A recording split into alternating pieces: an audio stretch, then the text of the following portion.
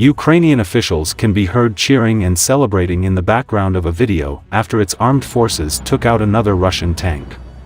Video footage shows Ukrainian armed forces completely blasting a Russian tank to smithereens as the fight back against Russia continues.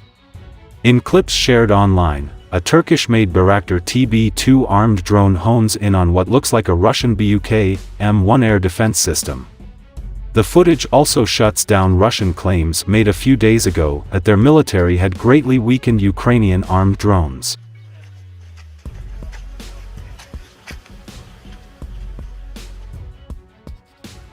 In the video, cheers and celebrations can be heard from the Ukrainian operators as the Russian vehicle blows up. Nicholas Drummond, a defense industry analyst and former army officer, shared the clip. He added, "We seem to have reached a point where missile technology enables any armored vehicle to be destroyed, regardless of the level of protection."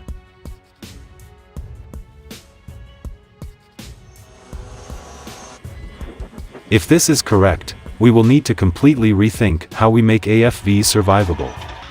Prior to Russia's invasion, Ukraine had approximately 20 Bayraktar TB2s, with Kyiv agreeing to purchase more from Ankara. Last Wednesday, Ukraine's defense minister posted online that the country had received a fresh shipment of the armed drones. He simply noted, "They are ready for combat."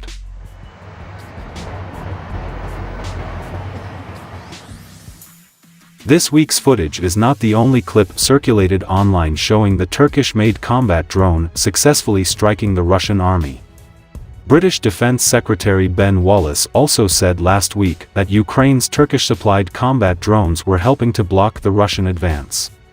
He told the Commons the TB2s were delivering munitions onto artillery and their supply lines, which was incredibly important in order to slow down or block the Russian advance.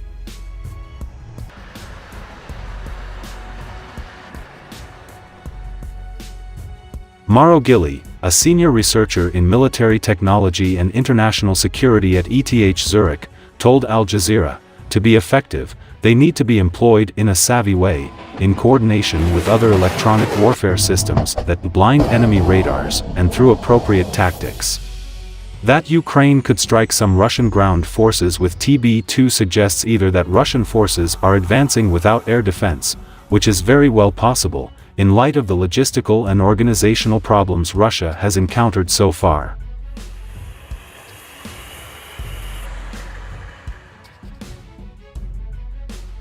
Or that Ukrainian forces acquired also advanced electronic warfare systems.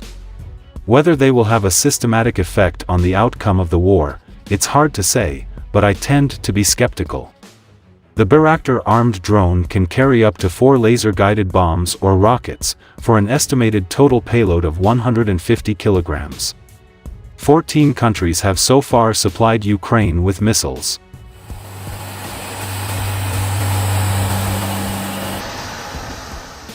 Earlier today, the EU's Foreign Affairs Chief Josep Borrell confirmed that the EU will increase its military support for Ukraine.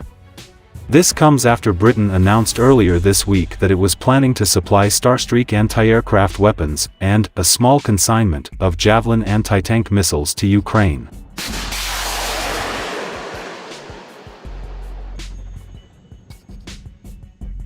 Ben Wallace told the Commons this week that the UK had already given Ukraine 3,615 of the portable NLAW short-range anti-tank weapons.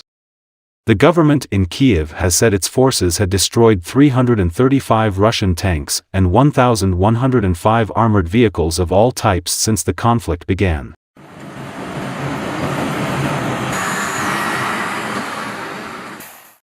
Meanwhile, Ukraine's President Volodymyr Zelensky has accused Russia of being a terrorist state after its tanks prevented the delivery of food, water, and medicine to the besieged city of Mariupol. More than 400,000 people remain trapped in Mariupol, which is surrounded by Russian forces as basic supplies run out.